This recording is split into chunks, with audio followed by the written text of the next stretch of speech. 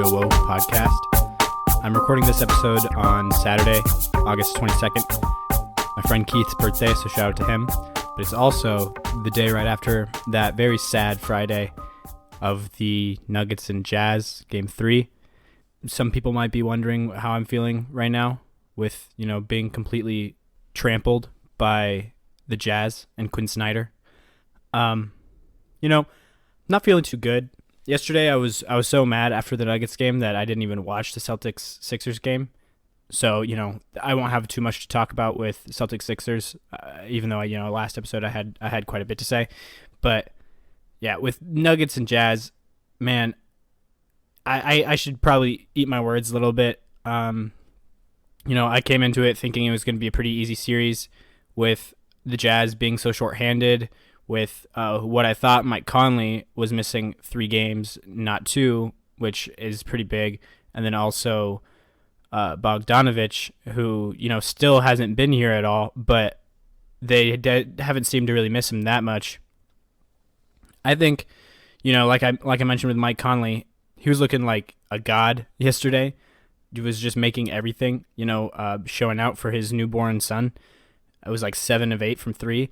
But I think the key to this series has really been so far, I think Quinn Snyder is just out-coaching the Nuggets. And that's no disrespect to Mike Malone and the Nuggets at all. Just that, without Gary Harris and Will Barton, this is something that I didn't really think of before. Like coming into the series, I really wasn't super worried about missing Barton and Harris just because, judging off of the seeding games, we actually looked still pretty interesting, still pretty like we could put some stuff together and make stuff happen.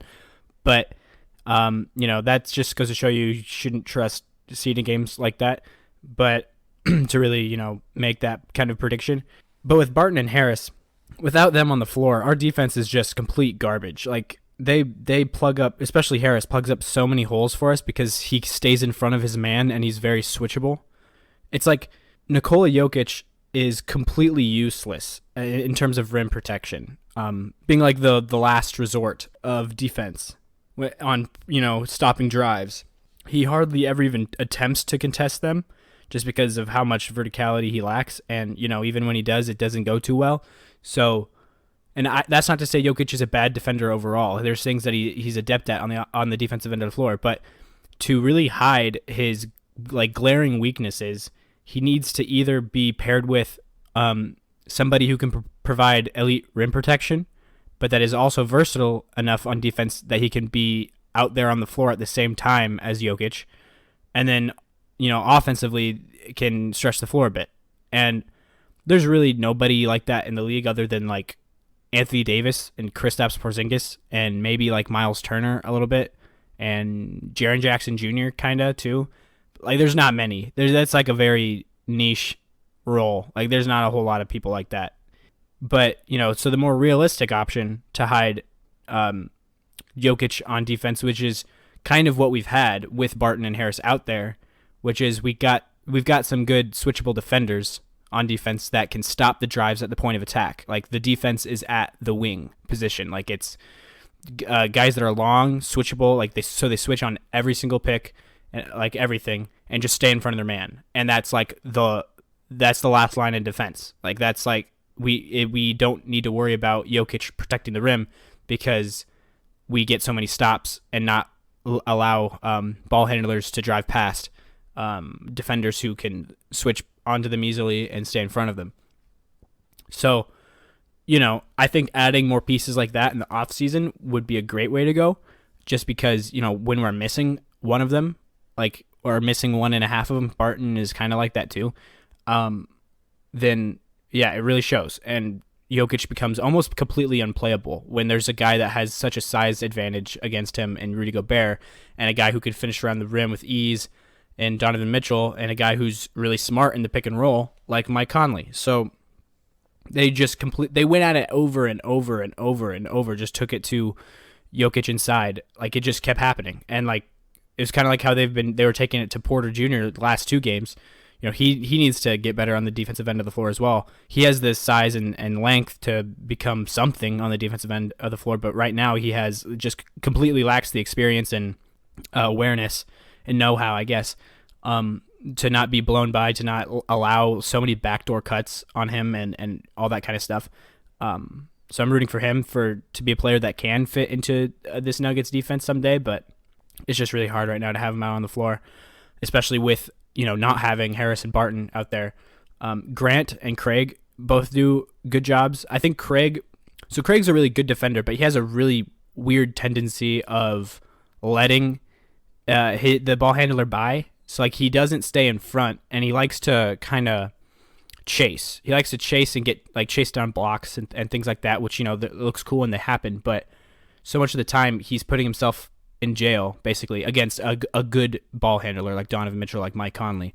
Like they're smart enough to keep a defender who they've blown by or who is trailing them right on the hip, to keep them on the hip. They can stop and use their hip to not allow that player that player to get in front of them. And so then on the floor in front of them, they have they have the mismatch in numbers, so that they can have like a one defender's out of the play with the guy being behind him is a pretty unique and useful tactic that ball handlers use. And Craig kind of just puts himself in those situations sometimes. But Jeremy Grant, really tenacious defender. Today I was really yesterday when the game happened, I was really impressed with just his tenacity and like how he just looked like he was competing, like he wanted to, he was mad, about how the game was going, wanted to lock in on the defensive end of the floor, get stops. Like I just love guys like that, and we just need to sign him. We just need to re-sign him this offseason. Sorry, I keep coughing, but I don't think I'm gonna be cutting all this stuff out because I need to upload soon to get this stuff out here. With the playoffs moving so quickly, I probably do minimal editing in this episode. So sorry about that, but.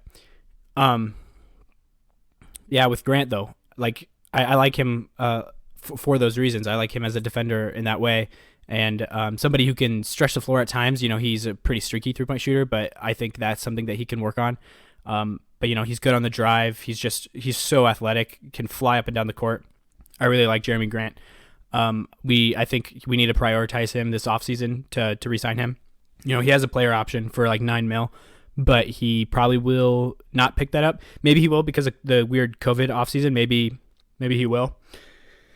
Because, with this offseason being so weird, maybe he does just want that security, that guaranteed money. But I'm guessing because he's worth more than that, and I'm guessing he knows that, and I'm guessing that him and his agent are going to not pick up his option and become unrestricted free agent to sign elsewhere or, with the Nuggets for more.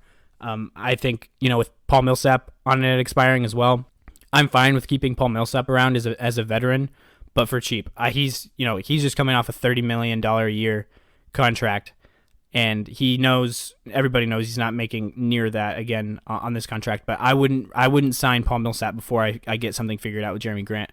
Jeremy Grant, same age as Jokic, pairs great with him. I think we need to lock up Grant. But yeah, I think Craig is also a free agent this offseason. I don't know. I'll stop talking about Nuggets offseason. Maybe once we get kicked out of the freaking playoffs, then I'll talk about that. But yeah, I'm not too happy with this Nuggets team. I think we need to add pieces. I guess I'm talking about free agency again, but I think we need to add pieces like a Dorian Finney-Smith, like a Robert Covington. I don't think either of those guys are available this offseason, but like people like that are switchable defenders that can shoot. Like Jokic on the offensive end of the floor needs shooting.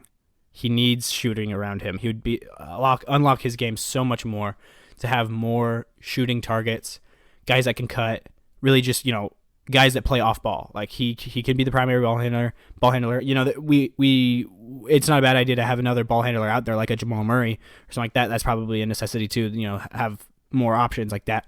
But I think all four of the other guys on the floor need to be able to hit spot up threes and cut and be smart about that type of stuff like that. And that's not, I don't think, too much to ask for. Those are there's a lot of role players like that. I think we need to build a team like that. And then on the defensive end, they need to be guys like what Jeremy Grant is, what Gary Harris is, what a Dorian Finney-Smith or a Robert Covington or those guys. I think Justin Holiday is a free agent this summer. He's from the Pacers. I think he would be a good signing in that regard because he's a laser 3-point shooter, and I think he's a pretty long athletic guy too. So yeah, I think I'll probably move on from that a little bit. Like talking about the offseason, I think that this series, though, I'm still rocking with my Nuggets. I still want them to win, but I don't know how. I don't know. Like Utah's hope. Like I guess I'm just gonna rely on their lack of depth to really hurt them later in the series, and us, to stick around long enough for that to happen, and for Gary Harris to come back. I don't know when he is. I'm pretty sure I heard that Will Barton is leaving the bubble to rehab for his knee injury, so we won't have Barton back. But we need Harris. We really need Gary Harris on the floor defensively. If we don't, Jokic is like basically unplayable, I think. If they keep going at, if Mike Malone can't figure out a way to have him out there defensively without them just taking it to him every time the way they have in the last game, then I don't know what they're going to do. Like Mason Plumlee provides rim protection. Mason Plumlee, the backup center, is that kind of thing. Like he has defensively the opposite weaknesses. Like really, I mean, at least those things that are glaring weaknesses for Jokic are strengths for Mason Plumlee on the defensive end. He's an athletic shot blocker, tenacious defender. I think that he would be a better option to have out there defensively. But then offensively, Nuggets are just completely different without Jokic, and he's really the passing playmaking hub of the whole offense. And I guess we just pray for Jamal Murray to have another great night of hitting threes and all that kind of stuff. Yeah, this is a bit harder than I thought it was going to be this series, and also Mike Conley is really good. I'm glad. I'm a fan of Mike Conley, so I'm glad to see him showing out finally this season. With Utah, he hasn't been too great this past season adjusting to that system, but he's been good lately, and he was really good last night. Donovan Mitchell, he's just so good. Donovan Mitchell's a baller. Rudy Gobert is one of the best shot blockers of all time. He's a good lob threat, so on the offensive end, and which really hurts Jokic in his lack of verticality. And yeah, so it'll be. I'm nervous. Let's just say that. I'm nervous about this one. And yeah, I'm kind of eating my words on how I said it was going to be easy, or how I said that it was going to be. I was like confident about the series. I don't think I ever said it was easy, but yeah. Hopefully, moving forward, like Michael Porter Jr., because he just like really develops into somebody that we can afford to have out there on the floor defensively, and still provides that magic that he has on the offensive end of the floor. So, yeah, but we'll see about that. Sorry, I shouldn't be recording with such a clogged up throat, but yeah, I just had to do this today, basically. And it just so happens that I can't really be editing this one, just for sake of time. But yeah, so we'll go on to something else. Another thing I wanted to talk about before I go into playoffs, I basically just talked about Denver, Utah there, just because it was obviously hurting me, and I needed to talk about it. But yeah, Masai Ujiri, the story about him. For some of you, you might know, he's the GM of the Raptors, one of the most highly regarded GMs in the league. I believe his official title is like president of basketball operations, but basically the same thing. He's very highly regarded by tons of people in the league, has lots of connections to players, and yeah, if you want to know more about what people think about him, I guess just look that up. I'm not going to spend too much time on it. So with the Raptors last season, he went down on the floor during Game 6. Well, at the end of Game 6 in Oakland against the Warriors in the finals, and that's when the Raptors put them away and won the NBA championship. Masai tried going down to the court to celebrate with his team, and this security guard, Alan Strickland, who works for like the Alameda Police Department, I believe, he like stopped him, and because he didn't know who he was apparently, and stuff like that. And apparently, what the story was before was Masai Ujiri then pushed him and tried to get him out of his way, stuff like that. And Alan Strickland sued him for causing permanent, like physical or at least lasting physical and emotional and financial damages, or a bunch of stuff like that. Which from the get go I thought was kind of fishy, because it was like, how did he just pushed you like? But apparently, so now this court case that has been rolling on for quite a while now. Apparently, some body cam footage of Alan Strickland's uniform. Apparently that was actually released the other day, or like last week. And in that video, you can clearly see that Masai walks up to him and starts pulling out his credentials to show Alan Strickland, who he is and how, to get on the court with his team. And Alan Strickland, as he's pulling his credentials out, just shoves him in the chest, like really hard, like makes him fly back a bit. And Masai just looks, like shocked and confused and is like, what are you doing? And tries like explaining to him who he is and tries to walk past him again. There's some expletives being yelled and stuff by both people, I think. And then Alan Strickland shoves him again, like in the same type of way. At that point, that's when Masai Ujiri gets physical, and he just pushes him back. And then that's when a bunch of people sitting around intervened, and they just brought Masai Ujiri another path around to get onto the court. But yeah, that was all that happened. And now Masai Ujiri is countersuing Alan Strickland for his claims, like slander, hurting his public image and things like that, which I think is totally understandable. But yeah, it's just that I would mention that because that's a pretty big story right now in the league. Yeah, but keeping it with Raptors for a little bit, I'll also mention Nick Nurse was announced, I'm pretty sure, was announced as head coach of the year this season. Today is what I saw. So, if you guys remember a couple episodes, I said that the coach of the year was announced already, but it wasn't. And so I was mistaken. So hopefully I have it right this time. I saw it on a couple different outlets that, they announced, which I don't know why they've announced coach of the year, but not anything else right now, but they did. And apparently Nick Nurse is the coach of the year, who was my pick. So, yeah, it feels good to be right about something in predictions again. Referencing back to my lousy Denver-Utah take at the beginning of this postseason, but yeah. So let's keep it rolling with things that I feel good about. Raps versus Nets. Keeping it with the Raptors. I picked the Raptors to win this one and either 4 or 5. Looks like they're going to do that. They're up 3-0 now. So yeah, that's looking good. Not too much to go in there on that. Other than the Nets, I'm really impressed with. They're still playing really hard. Like, they're so undermanned and outgunned in this series, but the Nets are still playing so hard, and I really respect that with them. Yeah, Celtics Sixers. I had a whole rant about this one in last episode about basically just Embiid and how he needs to be the entire offense and how shooters need to relocate, be better about playing off ball. And yeah, I was just complaining about the Sixers offense, really. But with the Celtics, they've been playing really good this series. I feel like I didn't give them enough credit with being really savvy and smart on the wings, defending this Sixers team, making it really hard to get the ball in the post in the first place. With kind of like what I talked about with Denver, what we need, like either Jason Tatum or Jaylen Brown would be glorious to have on the Nuggets. That would be amazing. I actually tried. I was talking to my friend Jacob after the Nuggets game yesterday about how, like, what he would give or what he would take for Jaylen Brown in a trade for what the Nuggets have. And yeah, so we were just talking about that. I just really, I was just in my feelings after the Nuggets game. Kind of wanted to blow it up a bit. And I like these Celtics wings. They're just really good 2-way switchable wings that make life really hard for this Sixers team. Yeah, I don't think there's too much to go into on this other than Embiid has been, I think, looking a little bit like progressively better as the series goes along, a little bit more aggressive and stuff.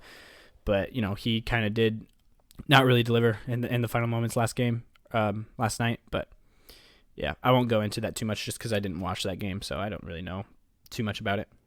And I just didn't watch it because I was not in a good mood from the Nuggets game, so that's my bad. But yeah, I'll move on to Clippers and Mavericks. This is another series that I should probably eat my words on a little bit too, so we're moving back into the realm of me being kind of just wrong about my prediction. But with the Clippers, Paul George hasn't really played well. So that's been a thing that I didn't foresee. People are making fun of his playoff P nickname now, I guess, which they're saying that he hasn't proved enough in the playoffs to have that nickname, which I can understand.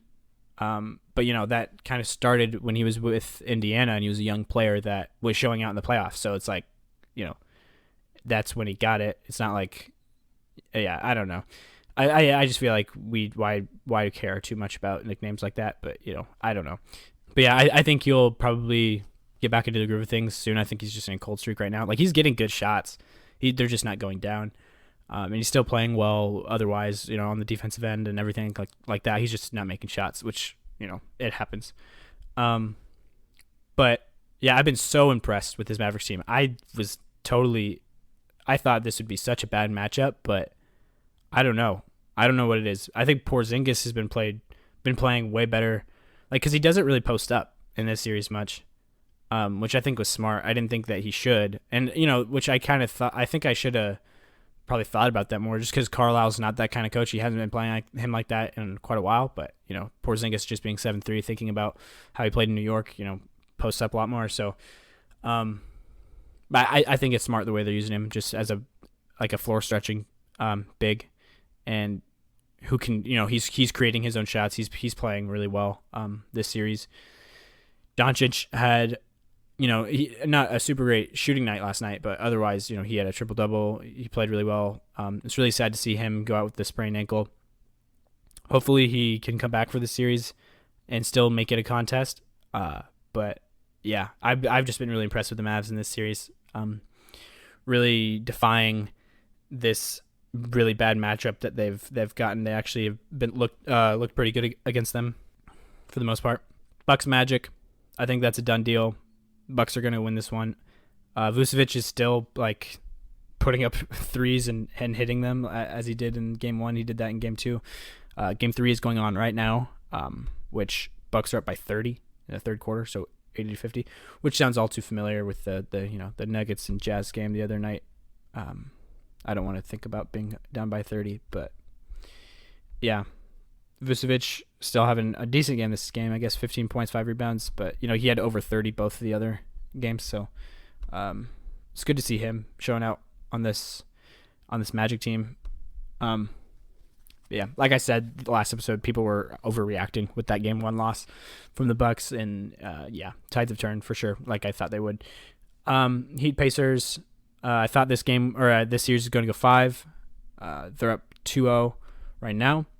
Game 3 is today at 2:30 Central Time here in Nebraska.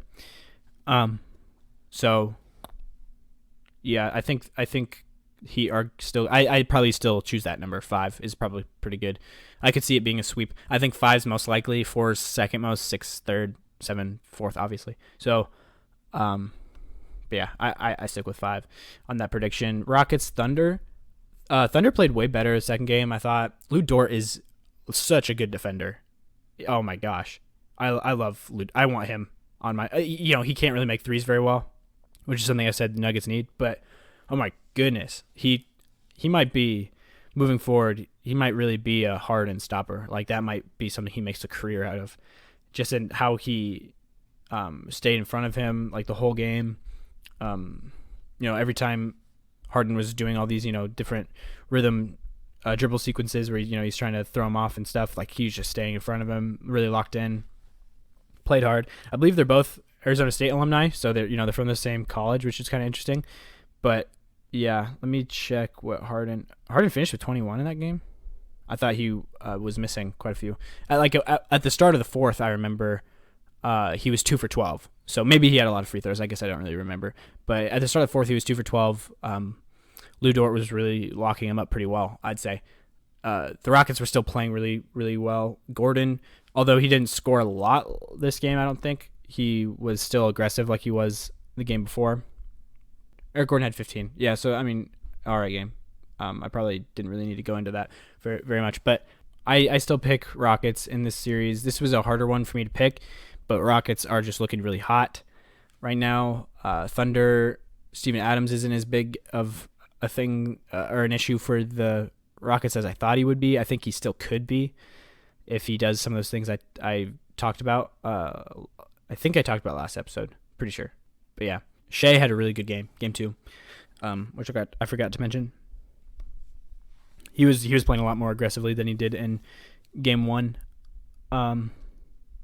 So yeah, I think that's a good sign for the Thunder if I think the Thunder can get a couple wins this series if they catch the Rockets on off nights, or at least relatively off nights, and they play like they did last game. They play hard and compete really well. They're hitting some of their shots, getting in rhythm, sharing the ball, doing all that kind of stuff. And Lou Dort is on Harden the way he has been last game. So, yeah, it's conceivable, but I'd say Rockets are going to win this one. And they're probably going to be playing Lakers next round. So that's going to be an interesting series to see. And that brings me right into the Lakers-Blazers. So Collins, I guess, is officially out for the season. So that's really, really big hit for the Blazers. They're not a deep team. And without Collins, I think it's just going to be so hard to make up for his production. They've been starting Wenyen Gabriel, who hasn't been playing terribly. But Collins would be obviously the better option in this scenario. Whiteside, he's been playing a lot of minutes too, along with Nurkic in there. And you saw, AD had a really good game in game 2. That's going to be, a really tough thing to stop when AD gets going. And Dame hasn't been as good these playoff games. That's what people probably think, looking at this. Also, Carmelo was just non-factor last game. Just a whole look. Yeah, the Blazers were really just demoralized. But it's weird because they're paying so much attention defensively to Damian Lillard. They're really playing him with some MVP type attention, they're picking him up full court and double teaming him as soon as he cross half court, basically. And the Blazers offense is just not taking advantage of those scenarios, of those mismatches in numbers once Lillard swings it. I think that's the key. The Blazers need to be able to take advantage of that for them to have a chance in this series. So, but yeah, Lakers, like I said, Lakers are the better team here overall. But Blazers have a team built to take advantage of their weaknesses. And that's really why this series is tied up 1-1. But I pick Lakers, but Blazers I hope make it more interesting as it goes along. Continue to fight. I hope Dame has some Dame-like games coming up as well. It'd also be nice to see Melo have a good game in these playoffs. He didn't have a terrible game 1, not great. Really, he had an awful game 2. I would like to see him get going a little bit, have a pretty good game. But I think that'll be it for this episode. I will probably edit this a tiny bit because it's not very long. But yeah, I'll upload it and get it going. Thank you guys for listening. If you're listening on YouTube and you like the podcast, please press like and consider following the channel. If you're listening on Spotify, please consider following the Spotify feed. But yeah, thank you guys as always for listening, and I'll talk to you guys next time.